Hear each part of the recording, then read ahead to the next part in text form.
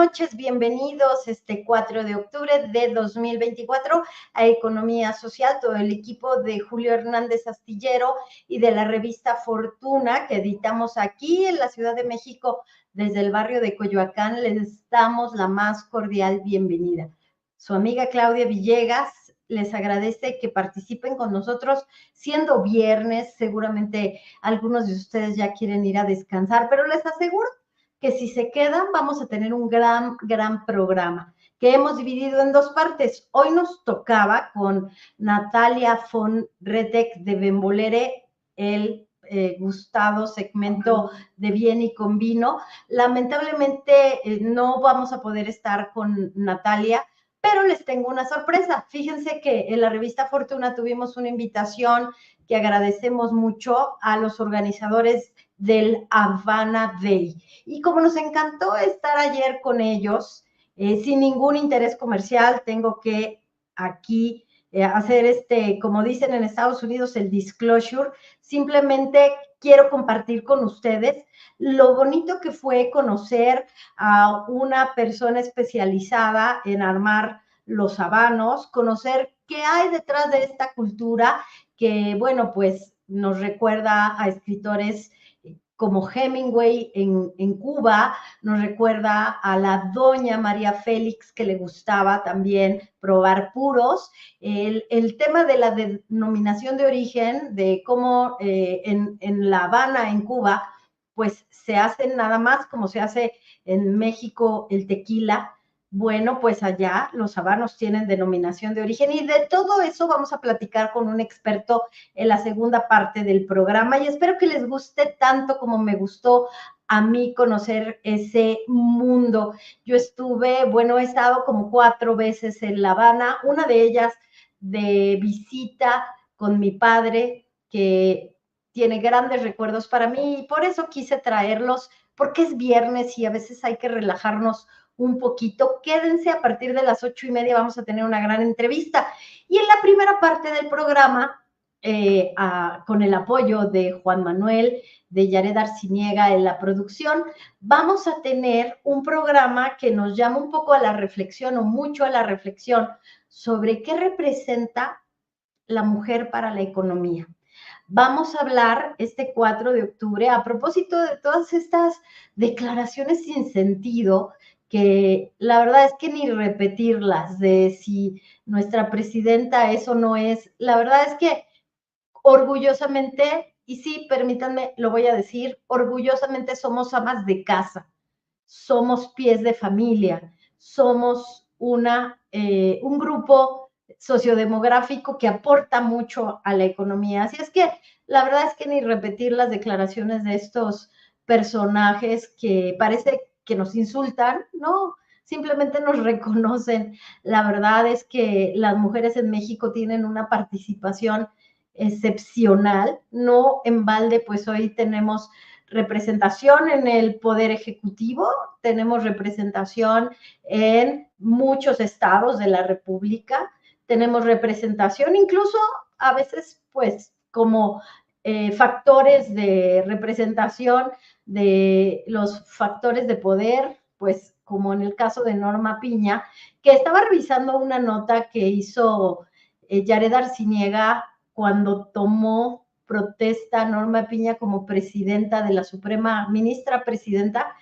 Qué lejos estamos de aquel orgullo que nos dio que Norma Piña se convirtiera en la ministra presidenta.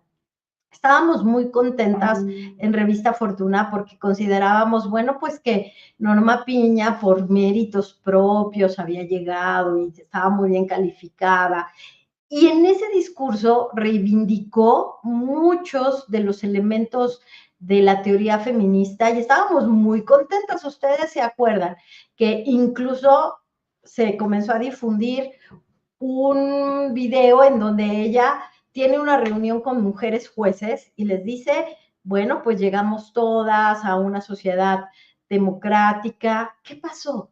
¿Qué pasó después de eso? Pues hoy vemos que la ministra Norma Piña, junto con otros 2 ministros, que es la nota del día, pues está pidiendo que se revise. Está bien que se revise, pero ojalá que también entiendan que es una reforma constitucional, que es una reforma que es resultado del mandato de los votantes, de los mexicanos, y que llevarla al análisis de la Suprema Corte de Justicia con el ánimo de poder revertirla, pues es algo muy grave. Pero bueno, como dijo la presidenta Claudia Sheinbaum, que lo hagan, no habrá represión, no habrá, porque así debe ser, pero la verdad es que sí me deja como muy cuestionado en dónde quedó pues ese discurso de sororidad, ese discurso de fraternidad, ese discurso de respetar las leyes. Pero bueno, aquí estamos en Economía Social. Son las 8 de la noche con 7 minutitos.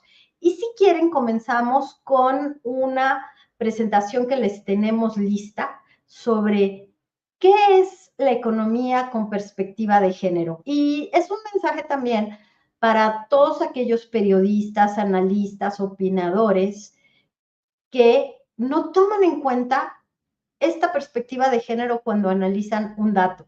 Simplemente el hecho de decir simplemente es un ama de casa nos impone la necesidad de analizar por qué tenemos estas construcciones, estas narrativas.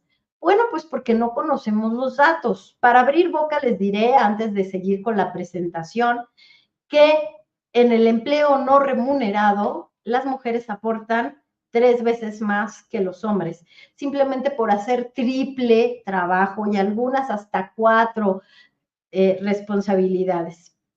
Por eso, como decimos aquí, recuperamos esta frase de la UNESCO, la misión consiste en especializarse para desentrañar las múltiples realidades que entrañan a nuestra sociedad. Y eso es lo que nosotros decimos economía con perspectiva de género. Conocer los datos, preguntarnos, les doy una información. Ahora que dieron a conocer que en agosto la tasa de desempleo, fíjense cómo usan el idioma, se trepó a 3%, se trepó de 2.9. Es como cuando dicen la ola migrante, ¿no? La amenaza migrante. Migrar ni es una amenaza ni es una ola, es un derecho. Pero bueno, les decía, me fui a revisar cómo había estado el desempleo, la tasa de desempleo para las mujeres, y sigue siendo el empleo de las mujeres mucho más resiliente, el formal, que el de los hombres. Prácticamente se mantuvo. ¿Por qué? Porque en la tasa de desempleo de los hombres hay factores que tienen que ver con la industria de la construcción. Y al final del sexenio, pues se detuvieron, al menos por ahora, muchos proyectos vinculados con el gasto público. Pero históricamente, déjenme decirles, históricamente al final de los sexenios, la industria de la construcción acelera durante el periodo electoral, hay mucho dinero y esto lo confirmamos con datos del INEGI hace, pues antes de la pandemia, en un trabajo que hice para el CIDE en una de las tareas de la maestría. Acelera cuando son elecciones para dejar dinero. No sé si se dieron cuenta que de pronto veíamos en muchas alcaldías, pues que había reencarpetamiento de vías que no lo necesitaban o destruían banquetas para volverlas a hacer, porque hay muchas comisiones de por medio. Por cierto, algo raro está pasando en algunas alcaldías acá en la Ciudad de México. Si ustedes han visto eso también por allá en sus comunidades, por favor, coméntenlo. Pero bueno, hay que conocer los datos, especializarse para entender mejor lo que sucede en la economía. Antes de seguir en esta noche de viernes, voy a saludarlos, porque me encanta saludarlos, porque ya vamos haciendo una comunidad mucho más activa. Aquí estoy batallando un poquito con mi audio, pero porque acá leo mejor.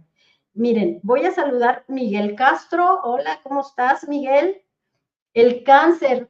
Bueno, de eso le vamos a preguntar a nuestro invitado, porque él dice que si vieron, Miguel Castro, esta película de Kurt Russell de El Insider, cómo se revela ahí que lo que genera el cáncer son los químicos adictivos que la industria tabacalera coloca en los cigarros y vienen en los filtros.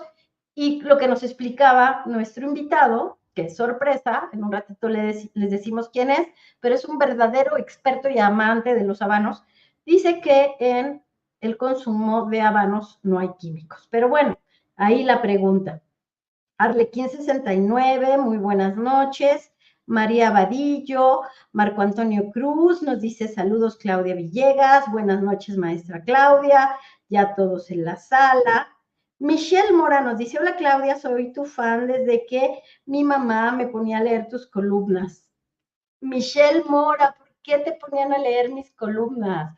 Oye, qué gusto, qué gusto. Fíjense que esta semana pude ir al Salón Alcancías de BBVA, que tiene una vista preciosa, y además la vista se veía aderezada porque podías ver todo el Valle de México, las montañas. Yo nunca había visto que sí somos un valle y que la Ciudad de México está llena de montañas y de planicies hermosa. Y me decían ahí que había yo ido hace como 10 años a la Universidad La Salle a platicarles del periodismo económico. Yo ya no me acordaba. A todas las alumnas de La Salle, que ahora ya son profesionistas, ya están trabajando, pues me dio muchísimo gusto tener ese recuerdo. Dice, pero Michelle Mora, saludos, te mando un abrazo. Cuéntanos más de qué leías en las columnas. Seguramente era la de El Financiero, que se llamaba, ya no me acuerdo, Activos y Pasivos, creo que se llamaba, y ese nombre se lo puso mi querido Alejandro Ramos. Gracias por darme la oportunidad de hacer mi primer columna y me daba una plana en El Financiero, les cuento, en el Gran Financiero, y me dio una plana y para mí era un honor, pero sí una vez, y no me dejará mentir, me llamó a su oficina, yo iba muy contenta porque pensé que me iba a felicitar y me dijo, Claudita, porque así me decía, cuando no tengas nada que escribir, vienes, me avisas y no lo escribes. Desde esa época entendí que te tienes que preparar muy bien si quieres ser columnista, porque la verdad es que yo tomaba este espacio fijo en El Financiero, que es la definición de una columna, espacio fijo en un medio de comunicación, a eso se le llama columna, para hacer notas. A mí lo que me gusta es hacer notas, pero en la tradición del periodismo económico, tener una columna significa que estás en un estrato superior. Para mí no. Para mí, el mejor estadio del periodista es ser reportero. Y nos dice, me ponía a leer El Financiero y me pagaba 10 pesos. Ay, ahora agradezco que tus clases me quiten poquito lo nopal en los finanzas. No, Michelle, no digas eso.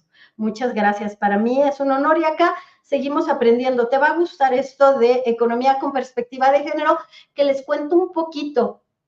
Es una invitación de los coordinadores del diplomado en periodismo especializado de la Facultad de Ciencias Políticas y Sociales, que querían tener esta clase. Preparé esta presentación para todos aquellos que se quieran especializar y me parece que la especialización en economía de género puede ser algo muy, muy rentable además, porque fíjate, amigos, ya se sumó aquí Jesús Licea, Adrián Gómez, dice, yo sé que primero los pobres, pero creo que muchos de los empleos están en la economía informal. Sí, pero es que mira, no quiere decir que porque estás en la informalidad eres pobre. Hay informales que ganan muchísimo dinero, pero tienen el problema de lo que el Consejo Nacional de Evaluación ha llamado vulnerabilidad, porque no tienes seguridad social, porque no estás pagando impuestos y por lo tanto pues no tienes esta cobertura antes, porque ahora con el IMSS Bienestar espero que la tengamos, pero no ser informal te representa a lo mejor no tener acceso a un crédito, todas estas condiciones de la informalidad que tienen muchos rostros. ¿Por qué no se han hecho, dice Adrián Gómez, o sabido de programas para las micro, pequeñas empresas y pequeños empresarios? Sí la hay.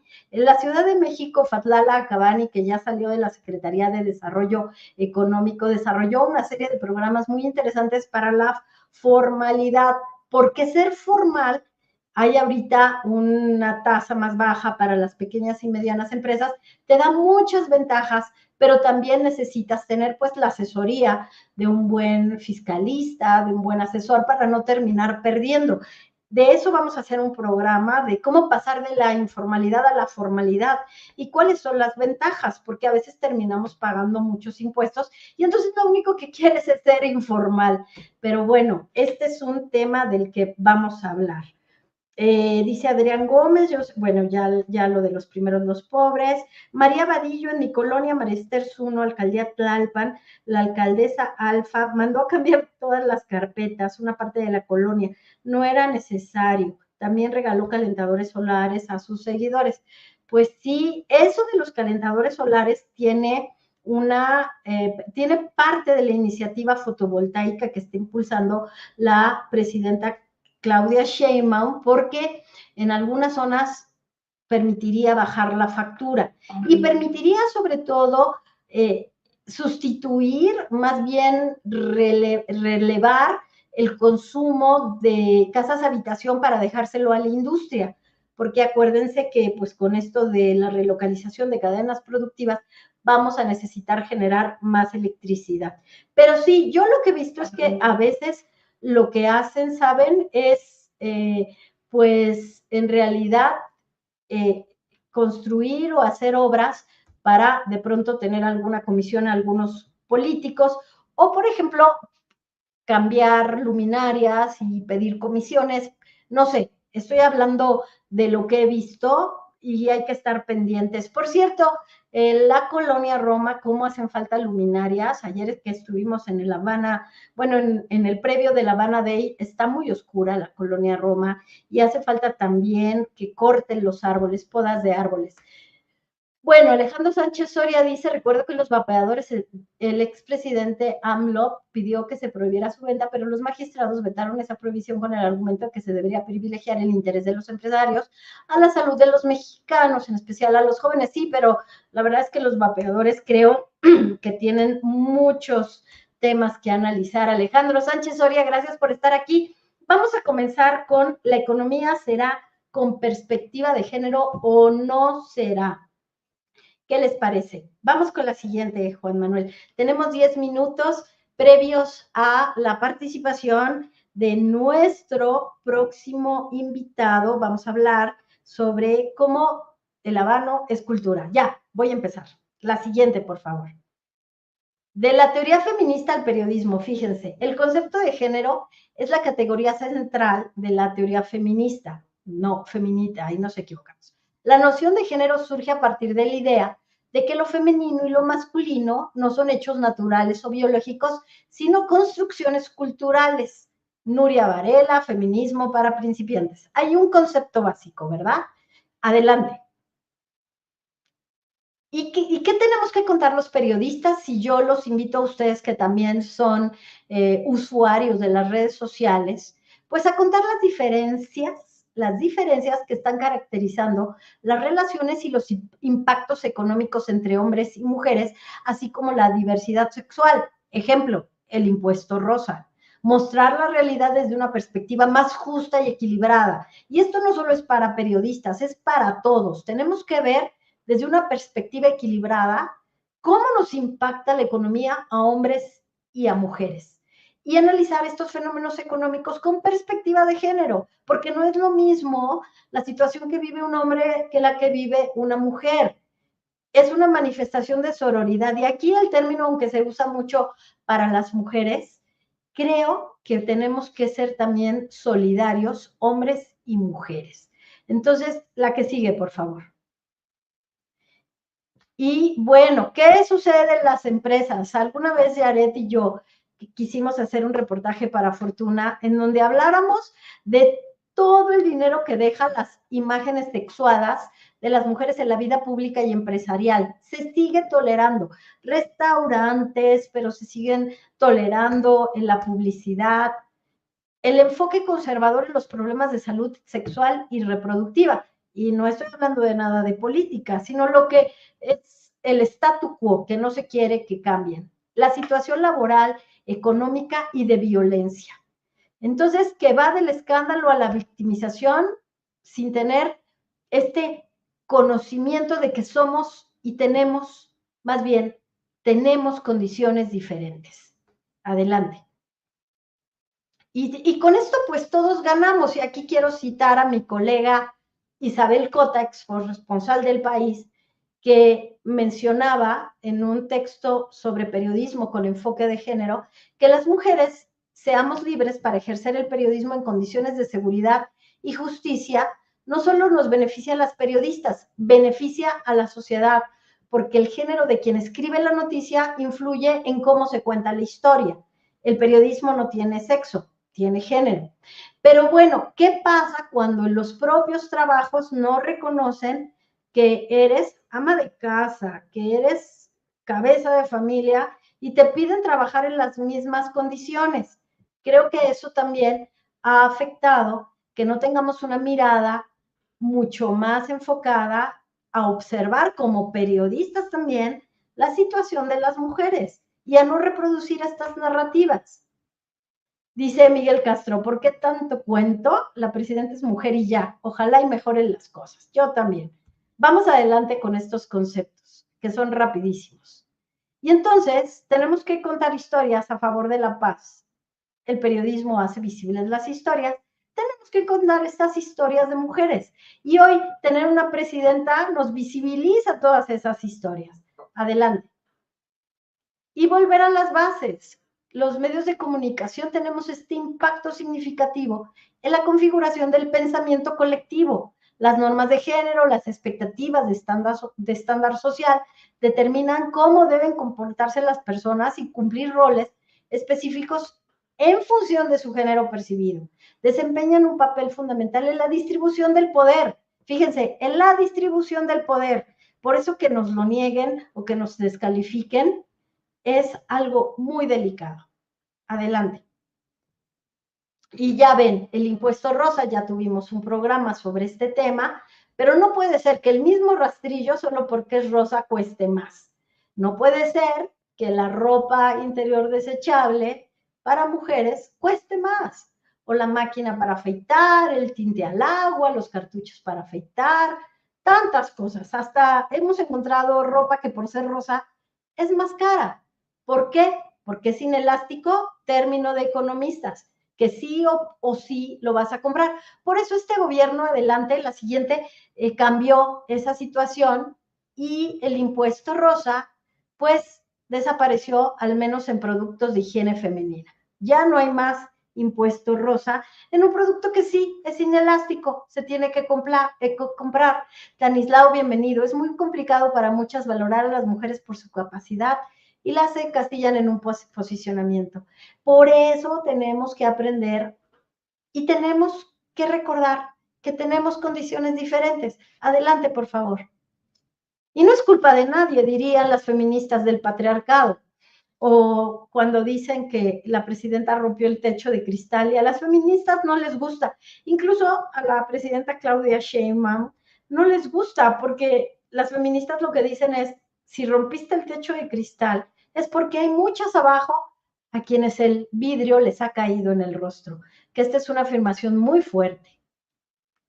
Bueno, la que sigue, ya habíamos dicho, hay que empezar en casa. Hay que luchar contra la violencia y contra la diferencia. Vean este dato. El 22%, apenas el 22% de los 180 puestos jerárquicos en 240 medios a nivel global están en manos de mujeres, de acuerdo con Reuters Institute for the Study of Journalism. Esto a pesar de que las mujeres representan el 40% del total de periodistas que ejercen la profesión. En México, la representación femenina en puestos de liderazgos en medios es de solo 5%. Entonces, aquí nos explicamos cómo es que los medios de comunicación no tienen claro este tema de las diferencias porque nosotras mismas los vivimos y los aceptamos, quizás. Adelante, por favor. Bueno, los hechos y la lucha contra los estereotipos.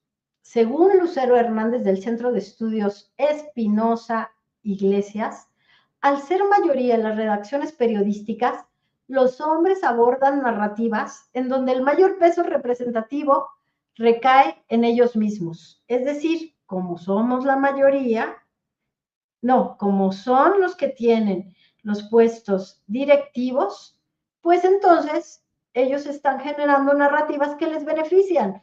No es porque sean malos, es que es una inercia que hay que romper visibilizándola, exhibiéndola y recordando. Por eso todos estos términos son importantes. Entonces, México tiene incontables ejemplos de titulares y notas sobre feminicidios en donde el lenguaje sugiere que la víctima es la responsable del crimen. Todavía pasa, ¿eh? Y en el periodismo económico encontramos que en las cifras, en los fenómenos financieros, en las tendencias empresariales, nos hemos olvidado de contar la historia de las mujeres. ¿Por qué? Porque no hacemos visible de, oye, en este evento no hay mujeres, oye, en esta foto no salieron mujeres, es que no solo salgan, es que no existen. Por eso, un saludo a la Asociación de Bancos de México, que tiene nueva directora general de la asociación. Bien por los banqueros y creo que están haciendo el cambio. Pero como dicen las mujeres que no les gustan las cuotas, no me des una cuota. Ojalá que la Asociación de Bancos de México lo haya hecho porque es la mejor. No solo porque quiere quedar bien con la taxonomía y los criterios de Environmental, Social and Governance, sino porque es la mejor. Es decir, no me des el puesto porque tienes que cubrir una cuota. Dame las mismas oportunidades para llegar al puesto. Adelante. ¿Y en dónde estamos? Que el periodismo debe abordar las historias desde un contexto concreto. Y es aquí el contexto. Vamos a robarnos unos minutitos en cuanto esté nuestro invitado, porque quiero seguir con las cifras. En cuanto esté Juan Manuel, producción, me avisas, pero vamos a ver algunos datos. ¿Por qué el contexto, amigos y amigas de economía social, es muy importante? Adelante, por favor. A ver, necesitamos saber cuál es la participación de la economía, de las mujeres en la economía, su potencial económico, cómo ha afectado la informalidad en el sueldo, que es lo que hablamos, cómo podría un sistema de cuidados mejorar nuestro futuro. El sistema de cuidados que necesita presupuesto público, pero que a cambio tendríamos una rentabilidad presupuestaria y aportaríamos 1.5% del Producto Interno Bruto, porque pasaríamos de la informalidad a la formalidad contabilizando en las cuentas nacionales. Y las grandes empresarias que han abierto camino en el sector corporativo. Adelante, a ver si nos da tiempo. Bienvenido, Elio Bracho, desde California, Berkeley. Datos con lupa de género, y esto viene del INCO. Adelante. Vamos a ver algunas gráficas. Fíjense, radiografía de la mujer en la economía. En promedio tenemos 40 años, ya no estamos tan jóvenes. Dedicamos 50.4 horas a la semana a tareas domésticas y de cuidado. Eso no se paga, no está remunerado. 3 de cada 10 mujeres estudió hasta nivel medio superior y solo 1 de cada 10 mujeres no cuenta con estudios. Vean la resiliencia. Queremos más espacio porque estamos estudiando. De las mujeres que tienen hijos, 43 trabajan, 47 no trabajan. No trabajan fuera del hogar, porque en su casa trabajan y trabajan mucho. José Pantoja, bienvenido. Y de las mujeres que no tienen hijos, 43 trabajan, 45 no trabajan. Pero lo que sucede, amigos, y con esto nos despedimos de este tema del cual vamos a seguir hablando, porque ya tenemos aquí a nuestro invitado Pablo Velázquez, que se los voy a presentar apropiadamente. Hemos preparado una ficha para que vean con quién vamos a platicar. 44 tiene un trabajo, no, regresamos Manuel para terminar, Juan Manuel para terminar con esta diapositiva. 44 tiene un trabajo, tiene un trabajo o está en búsqueda de uno. Ahí está la tasa de participación en la población económicamente activa. 4.6 millones de las mujeres de 15 años o más no tienen trabajo, pero están disponibles si encontraran un empleo. Esas 4.6 millones, insisto, trabajan en su casa. y en promedio ganamos al mes solo 6,786 pesos, cuando el sueldo promedio en el IMSS va de 12 a 16,000 pesos. Es realmente injusto que en promedio las mujeres ganen esto. Y trabajamos principalmente en el comercio, en la industria manufacturera, en los servicios sociales, en restaurantes, y 55% de las mujeres ocupadas están en la informalidad. 55%. Urge, porque además, como decíamos por aquí, son empresarias, son microempresarias que necesitan apoyo. Amigos, pues vamos a seguir en otros programas con el contexto, porque a nosotros nos interesa mucho este tema. Y ahora sí, vamos a pasar a nuestro tema un poquito más soft.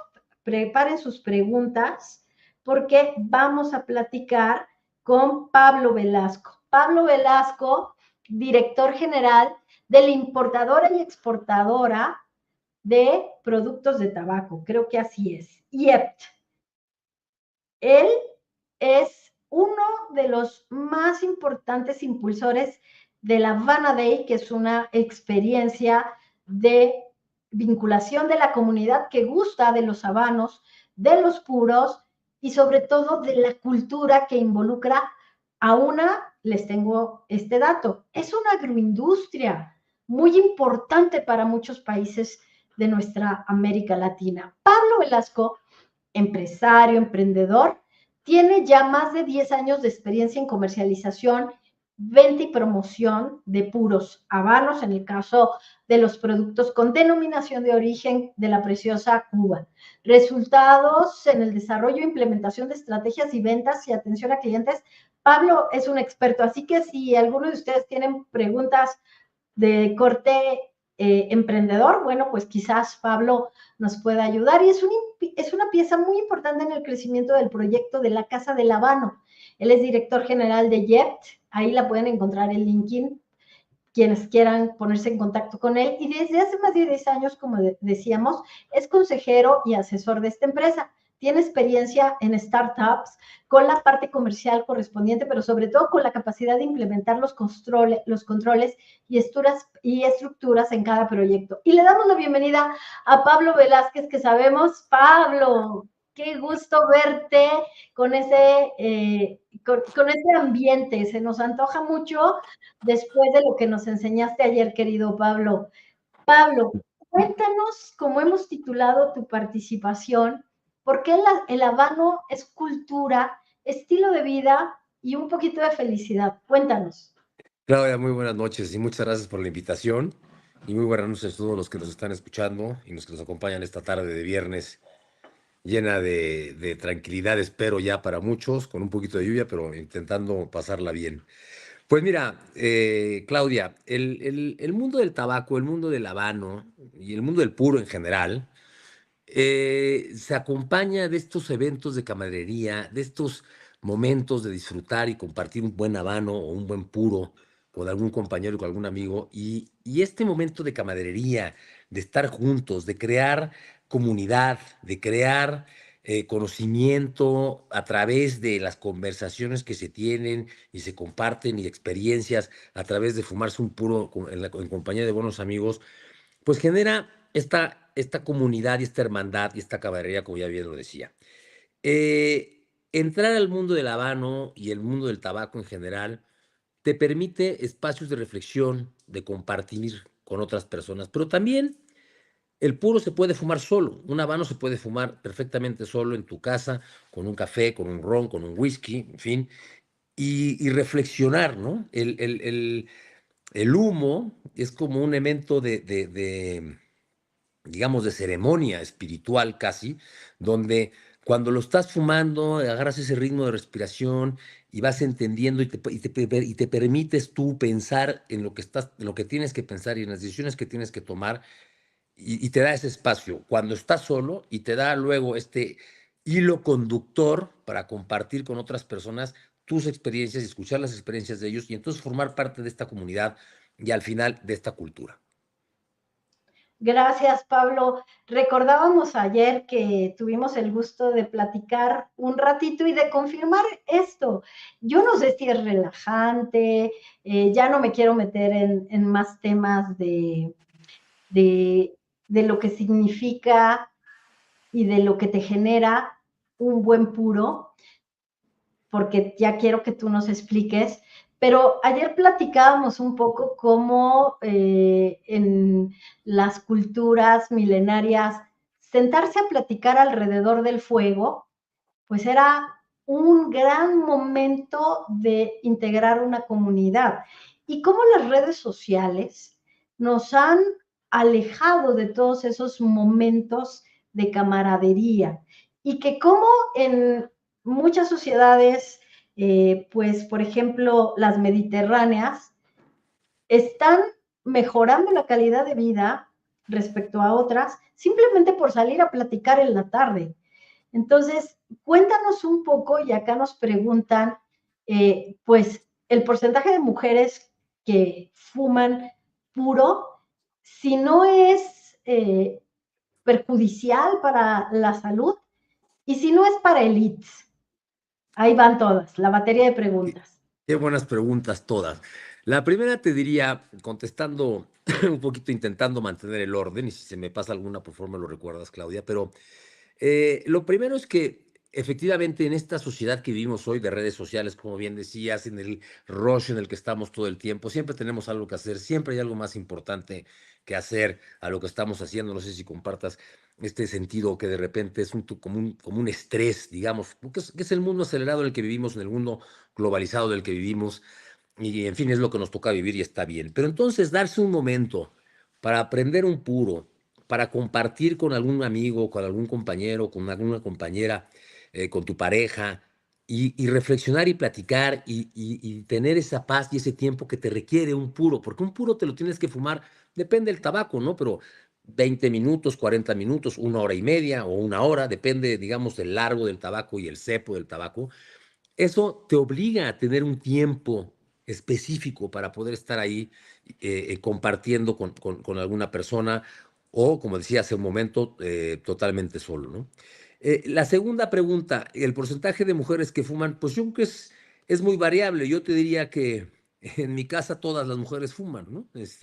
Mi pareja fuma, mi mamá fuma, en fin, entonces es casi el 100% de las mujeres de mi casa fuman, ¿no? Y es muy Bueno, variable, porque pero tienen una influencia muy positiva de ti, de la pasión, porque yo no fumo, Pablo, yo no ujú. fumo, nunca he fumado, pero ayer que probé un habano, dije, oye, qué buena manera de establecer una conexión con un empresario como Pablo Velasco, con una sommelier como la que invitaron ayer de la casa vitivinícola que estuvo en el evento. Qué bien hacer comunidad, ¿no? Qué bien establecer vínculos así. Exactamente. Y luego ya, si quieres un dato más, digamos, oficial, es alrededor del mercado del tabaco, es en el orden del 25 y 28% son mujeres y el resto son hombres, ya para darte un dato eh, más oficial, ¿no? Y la última pregunta, te voy a pedir que me la repitas, Claudia, por favor, porque se me olvida. Ay, pues ese tema de la salud, Pablo, que Mm, también yo te lo pregunté ayer, sí. porque, bueno, pues con el tema del cáncer, el COVID, todo esto. Mira, sería irresponsable por parte de cualquier representante de la industria del tabaco decir que el tabaco no es dañino, ¿no? O sea, en fin, tiene impactos en la Loco. salud, es relativamente dañino y efectivamente tiene un impacto en la salud. Ahora, como todo en la vida, los abusos son malos. El puro, en general, sobre todo, muy en particular voy a hablar del habano, no tiene ningún químico, es un producto 100% natural, no tiene ningún tipo de químico. Incluso la goma que se utiliza para pegar la capa y la propia anilla es goma totalmente natural. No tiene ningún tipo de químico, es un producto 100% natural. Al no avalar el humo, digamos, también es menos invasivo que otro tipo de productos donde sí nos tragamos el humo y lo hacemos convivir con los pulmones. El puro, tú lo fumas y lo dejas solamente en la boca. Mm. Entonces, si bien es cierto que tiene ciertas afectaciones contra la salud, porque insisto, sería irresponsable no reconocerlo, También es cierto que al ser un producto 100% natural y menos invasivo, es un producto que es relativamente menos dañino que otro tipo de productos derivados del tabaco. Gracias por la sinceridad y gracias por esa revelación de que no te pasas el humo. El humo se queda y como si tú estuvieras paladeando una buena copa de vino, puedes percibir la tierra, puedes percibir la humedad, al menos a mí eso me pasó, y creo que esa es la magia un poco del habano, ¿no? Y te preguntaba sobre qué región, Pinar, me decían ayer, qué región de La Habana es la mejor, qué región de México es la mejor y qué está pasando con lo que ayer vimos, con el personal en esta agroindustria que arma los habanos. Vean nada más qué bonita labor. Esto es realmente, a mí me encantó, me pareció hermoso que se equipara un poco, Pablo. Fíjate que hace poco fui a la exposición de Hermes y también los talabartaleros que hacen talabartería, espero trabalenguas, de Hermes, que hacen las bolsas a mano, marroquinería. Ve nada más qué bonito. Explícanos qué está haciendo aquí este señor, cómo se llama y qué está haciendo. Mira, este es un torcedor que además viene de Cuba y está recién llegado en México, va a estar aquí unos 3 meses y después se regresa a Cuba. Es un torcedor y lo que hace el torcedor es que recoge las hojas del tabaco que se llaman, tienen nombres específicos y con eso armamos lo que se llama la liga, que es la tripa del tabaco donde se componen los tabacos que le van a dar el aroma, la combustión y la fortaleza a cualquier habano. Lo envuelve en una hoja que se llama capote y finalmente le pasa la capa. Y eso se compone un puro, ¿no? Tripa, capote y capa. Y la tripa se compone de 3 hojas que hacen lo que se llama la ligada. Y este señor, este torcedor, lo que hace es que de manera manual y artesanal integra y construye el puro con la tripa, con el capote, lo tuerce manualmente, no hay ningún tipo o sea, la única herramienta que utiliza, como verás ahí, es la tabla, la chaveta, ¿No? que es el pequeño cuchillo que tiene ahí, y una guillotina para dejar a todos los puros del mismo tamaño, ¿no? Y todo lo demás es manual. Hay muchas industrias en el mundo que producen tabaco, no todas lo producen 100% manual. Hay quienes, digamos, envuelven la tripa en el capote con una máquina que se llama bonchera, que es como una cierta liga, digamos, que uno aprieta con la mano y eso hace el bonche, que se llama, digamos, el capote, envuelve el capote la tripa de manera semiautomática. En Cuba no, en Cuba siempre se hace 100% manual, es un producto totalmente artesanal y eso es lo que está haciendo este señor que se llama torcedor, ¿no? Y, en fin, a mí me parece muy apasionante porque también si el torcedor está nervioso, si viene de mal humor tal, puede apretar de más o puede apretar de menos y tiene impacto directo en la calidad del producto, ¿no? Entonces, en fin, es una actividad bastante interesante verlo. Ayer lo estábamos en el show, como bien dices, y es muy impresionante verlo, ¿no? Impresionante, es un trabajo artesanal, hay que valorarlo mucho. También hablábamos de cómo ya hemos aprendido varias cosas, ¿no? El saborear el humo, no pasártelo, porque eso puede generar problemas, ¿no? Te pueden dar náuseas, hay que saber, pues. Por eso yo digo que el habano es una cultura, el puro, y que se tarda te puedes llevar 1 hora y media con un habano, ¿no?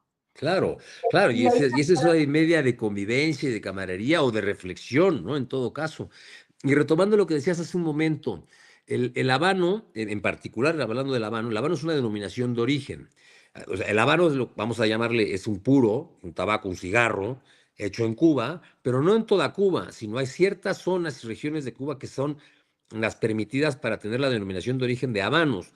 Básicamente Pinar del Río, como lo comentábamos ayer, vuelta abajo, vuelta arriba, y algunas zonas muy específicas de Cuba donde ese tabaco es el que se utiliza para pasarlo a la casa de secado, en fin, todo el veguero que recolecta las hojas, las dejan secar, se mandan a fábricas, se tuerce con el torcedor que estamos hablando, pasa por un proceso de calidad bastante exigente y luego se convierte en un habano que se vende tanto en Cuba como en todo el mundo. Habanos S.A., que es la empresa digamos, responsable de la comercialización de los habanos a nivel internacional, tiene distribuidores en los diferentes países y nos los mandan. Nosotros somos el distribuidor exclusivo de habanos en México y ya aquí en México lo distribuimos. Y me quiero regresar, Claudia, si me lo permites, al primer momento, una de las primeras preguntas que decían del cliché, ¿no? Que si es de cliché el tabaco, ¿no? Y yo creo que efectivamente en un momento de la historia se consideraba, en fin, hay como varios mitos, ¿no? Primero, pues que es de viejitos hoy en día, ¿no? O sea, el puro es de viejitos, tal, o de toros, o de, no sé, en fin, está como muy clasificado en ciertas cosas. Luego que es caro, que es escaso, que es elitista. Y una de las cosas que hemos hecho en Habanos México, en YPT, como bien decías, es intentar romper estos mitos, porque hay muchísimo tipo de tabaco, hay muchísimos tipos de puros, hay muchísimas variedades de puros, hay unos más caros que otros, y en fin, no necesariamente es un producto exclusivo y específico para viejitos o para hombres o para los toros, sino verdaderamente es una experiencia que cualquier persona puede disfrutar y puede compartir. Lo único que se requiere es tener ganas de disfrutarlo, y eso es todo. Y con esa voluntad de quererlo disfrutar, se puede consumir un puro en cualquier circunstancia. Porque a veces gastamos los mexicanos más en otras cosas y quisimos invitarte porque tenemos esta sección de slow food que llamamos bien y con vino, de cómo podemos aprender cultura a través de nuestros hábitos, nuestros hobbies, nuestros pasatiempos, Pablo, y Ujú. también apoyar una agroindustria tan importante. Por acá nos preguntan en dónde se produce en México y ayer yo me sorprendía de que en Chiapas, como me explicabas, hay una de las hojas de tabaco más cotizadas en el mundo, ¿no? Podría ser nuestro oro café o no sé.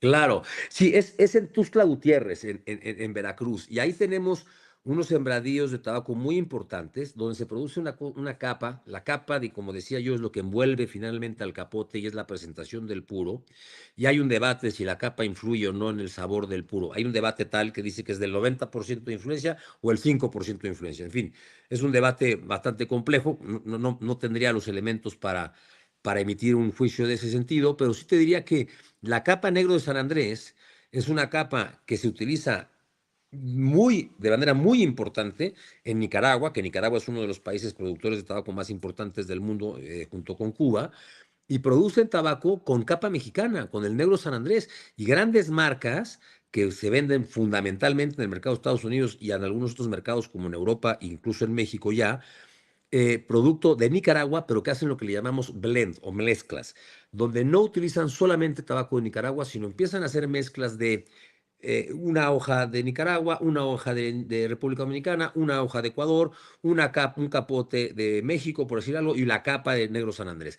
Al utilizar este tipo de mezclas, están empezando a hacer puros bastante interesantes, de mucha variedad, que al consumidor final eventualmente le empieza a convencer también probar otras cosas. Nosotros desde luego nos dedicamos a los habanos y es nuestro negocio, pero también reconocemos que hay tabaco mexicano como la capa negro San Andrés que funciona bastante bien, junto con otros tabacos que se producen en México y otras marcas de puros mexicanos, 100% mexicanos, o incluso tabacos mexicanos con tabaco de Nicaragua, donde también empiezan a hacer esas mezclas, que son tabacos que funcionan y que hay un cierto grupo de consumidores que les gusta compartirlo, les gusta fumarlo, en fin, están en todo su derecho, y me parece que son productos además de muy buena calidad. Y lo que sí es un orgullo es decir que la capa negro San Andrés, pues es una capa reconocida a nivel internacional como una de las grandes capas para producir puros alrededor del mundo. Pablo, ya sé que te prometí que íbamos a platicar de pura cultura y de todas estas cuestiones de hedonistas, pero teniendo la oportunidad de platicar contigo, qué maravilloso sería que en México se integraran así los puros, tomando en cuenta que tenemos esta maravillosa capa. ¿No crees que sería una gran oportunidad para México? A lo mejor por ahí nos está escuchando gente de la Secretaría de Economía y podríamos convertirnos en una potencia, ya no solamente de vender, porque nos pasa un poco como la gasolina, ¿no? Que exportamos petróleo e importamos gasolina. ¿No Gasolina. crees que podría ser interesante? Mira, creo que exportamos mucha rama, o sea, además de la capa, exportamos muchísimo tabaco en rama también. Yo creo que un poco más de lo que podríamos o deberíamos exportar. Pero también es cierto que hay productores nacionales que están construyendo el tabaco o sea, con todo el producto mexicano, la capa, el capote, la tripa, todo 100% mexicano. Se vende mucho en México. Hubo una época, digamos, en la época de los 90, te diría que como el 80% de la producción nacional se exportaba, sobre todo a Estados Unidos. Y hoy en día no estoy muy actualizado del número, entiendo que ha bajado, pero sí hay marcas, digamos, mexicanas que se producen en México, o como decía, bueno, 100% tabaco mexicano producidas en México, o bien marcas mexicanas que se producen en México con algo de tabaco de Nicaragua o algo de tabaco de República Dominicana o Ecuador o Honduras incluso, que se tuercen y que se venden tanto en México como en el extranjero. Ciertamente, en mi opinión, y es una opinión muy humilde, creo que México tiene un potencial enorme. Creo que Tuxtla Gutiérrez y todas las regiones tabacaleras de México tienen un potencial enorme y podríamos hacer muchísimas cosas más de lo que se hace. Pero también reconozco que se hacen cosas importantes y reconozco que se producen marcas nacionales que se comercializan en México y en el exterior de manera muy exitosa. Pero como siempre, hay un área de oportunidad y yo creo que podríamos expandirlo. Nosotros como importadores, que somos los importadores de tabaco cubano, pero que tenemos mucha relación con el resto de los importadores, tanto de República Dominicana como de Nicaragua y otras, pues, en fin, marcas de otros orígenes que se venden en México, tenemos una asociación de importadores que de manera conjunta trabajamos para fomentar la competitividad, para fomentar la cultura del puro, para resolver ciertos problemas, digamos, regulatorios con los que nos enfrentamos con las autoridades, etcétera, etcétera. Y esa asociación también trabaja de la mano con la Asociación de los Productores Nacionales, a quienes reconozco que hacen un esfuerzo enorme y que tienen marcas bastante interesantes. E insisto, siempre hay una área de oportunidad y de mejora, pero en general creo que lo hacen bastante bien. Gracias, querido Pablo. Ya se nos acabó el tiempo, se nos fue muy rápido. Gracias por esta entrevista. Y solo quiero, si me ayuda producción, a compartir que el próximo 17 de octubre estaremos en el Habanos Day. Esta es una fotografía que yo tomé anoche. Va a estar en el Jardín Foresta. Vamos a andar por ahí, nos invitaste. Y insisto, este no es un anuncio comercial ni pagado, simplemente con el ánimo, querido Pablo, de que la gente conozca esta buena vibra que se vive en esta comunidad que tú has creado, y pues ojalá puedan estar por ahí los amigos y que nos cuenten cómo les fue. Muchísimas gracias, Claudia. Y efectivamente, el Habanos Day es la celebración del habano en torno a un ambiente de camaradería, de disfrutar y de compartir. Están todos invitados. Nos pueden seguir en nuestras redes Ashers México. Y en fin, nos esperamos en el Habanos Day. La verdad es que es una gran fiesta del habano que se hace en México y esta es nuestra décima edición. Estamos Ahí echando vamos. la casa estamos echando la casa por la ventana, Claudia. Gracias, Pablo. Gracias por estar en viernes. Te mando un abrazo. Nos vemos el 17 de octubre. Claudia, muchísimas gracias. Buenas noches a ti y a todo tu auditorio. Gracias, gracias. Amigos, pues estuvo súper interesante la plática. Pablo es un gran conversador.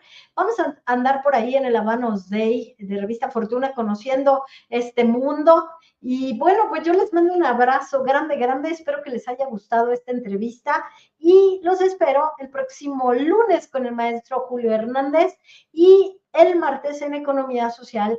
Ahora sí, con GBM vamos a aprender a invertir en el mercado de valores. Les cuento que será una entrevista imperdible. Gracias, Juan Manuel Ramírez, Yared Arciniega, un abrazo. Quédense en las charlas astilladas.